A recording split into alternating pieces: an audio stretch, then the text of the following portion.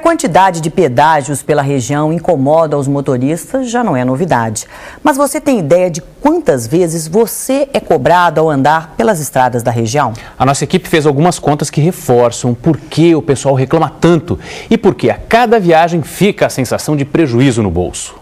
É impossível ir muito longe no estado sem topar com elas, as praças de pedágio. Apesar das estradas, a qualidade ter melhorado muito, mas eu ainda acho que não justifica a quantidade de pedágios que hoje tem aí na região, principalmente aqui na região. Eu acho muito abusivo. Pelos 5.280 quilômetros de rodovias administradas por empresas concessionárias, espalham-se 111 pedágios. A média é de uma praça a cada 48 quilômetros, mas na prática as distâncias são menores em alguns trechos, como lembra o especialista em trânsito José Almeida Sobrinho. Nós temos dois períodos de pedágio, que antes do DR antigamente e depois da DERSA, que era a empresa pública, né?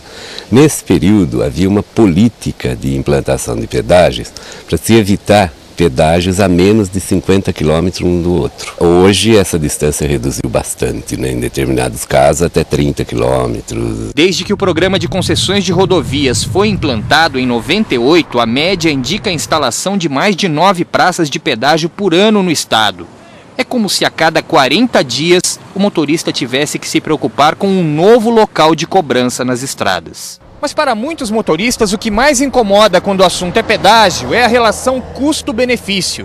Os usuários acreditam que não era necessário cobrar tão caro para manter as estradas em boas condições. Ele devia ter um preço mais acessível, um preço mais barato para que fosse mais acessível para a gente, né? Porque eu mesmo que trabalho muito, vou muito para São Paulo, eu acho que isso deixa a viagem um pouco mais pesada para a gente. A alegação de que a forma de cobrança está prevista em contrato não impede um questionamento na justiça.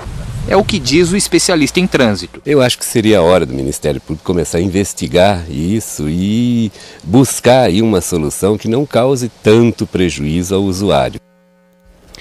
E é importante a gente reforçar que essas contas que a nossa equipe fez é uma média, é claro. É como se a gente distribuísse ao longo do tempo todas as praças que foram construídas por aqui, desde o início das concessões. E também considerasse a quantidade de quilômetros nas mãos da iniciativa privada com o número de pedágios. E nós fomos conversar com a Agência Reguladora dos Transportes, o órgão do governo que cuida dos pedágios, e eles voltaram a dizer que os pedágios são a forma de investir nas estradas, que são legítimos, claro, e que a cobrança é adequada para cada trecho. E quem trabalha com o transporte de cargas também não gosta nada dessa história de pedágio, não. Até porque eles pagam 2 vezes e nós também no consumo final do produto. Afinal, o frete fica mais caro por causa do pedágio. Quem está agora com o dono de uma empresa, conversa ao vivo com a gente, é o repórter Marcos Correia. Vamos tentar entender se o pedágio encarece muito mesmo, Marcos, o valor do frete. Luciane, tem um peso importante sim, e eu vou dar um exemplo prático para as pessoas entenderem rapidinho. Um caminhão como esse aqui, que tem 3 eixos, ele vai pagar uma viagem entre Americana e São Paulo, Americana, R$ 59,80 só de pedágio. Se for uma carreta, 5 eixos, são R$ 115 por viagem. Você imagina o peso disso numa empresa transportadora. Claudemir está aqui, tem uma empresa de transportes, pode explicar melhor ainda para a gente. Com essa conta que a gente faz, é verdade que a empresa acaba gastando mais com pedágio do que com diesel? Na verdade, a despesa com o pedágio chega a cerca de 62% sobre o valor do óleo combustível. Quer dizer, numa viagem você vai gastar 62%, o preço que você gasta é de pedágio e 48% seria diesel. Por que isso acontece? Não é um disparate? É um disparate, principalmente no estado de São Paulo, em determinadas rodovias. Esse custo chega a 62%.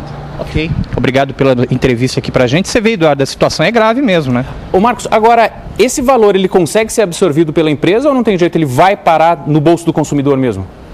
Olha, não tem como escapar, Eduardo. Tudo quanto é custo acaba saindo ali no supermercado, quando a dona de casa vai comprar 1 quilo de arroz. Acaba saindo também no preço do eletrodoméstico, quando a pessoa vai numa loja fazer a sua compra. O pedágio faz parte do preço que a gente paga em tudo que a gente compra.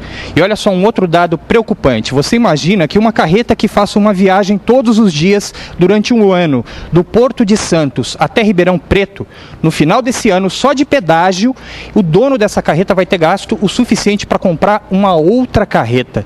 É absurdo a gente pensar nisso, né? Marcos Correia, de Campinas. Marcos, muito obrigado aí pelas informações. E o pior é imaginar isso, que as pessoas, mesmo que não usem as estradas, acabem tendo prejuízo no bolso por conta dessa situação dos pedágios.